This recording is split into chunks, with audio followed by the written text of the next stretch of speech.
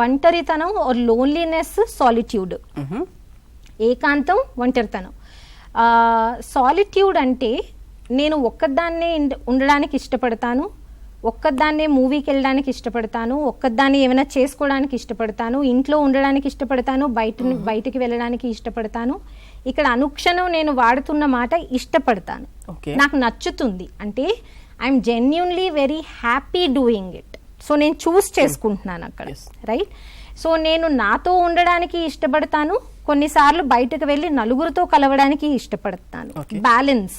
నన్ను నేను చూస్ చేసుకుంటున్నాను, అవతల వాళ్ళని కూడా చూస్ చేసుకుంటున్నాను. సో నాకున్న టైంని నాకు అవతల వాళ్ళ మధ్యన డివైడ్ చేయగలుగుతాను. సో ఇట్స్ అ చాయిస్ కదా, అది సాలిట్యూడ్. ఓకే. ఒంటరితనం అంటే నేను బలవంతంగా నాతో నేను స్పెండ్ చేసుకుంటాను. నాకు ఒంటరిగా ఉండడం ఇష్టం లేదు, నాకు విపరీతమైన ఆలోచనలు వస్తున్నాయి, బాధ వస్తుంది, నేను ఎంజాయ్ చేయట్లేదు, హ్యాపీగా లేను. కానీ నలుగురితో కనెక్ట్ అవ్వడానికి భయం నాకు.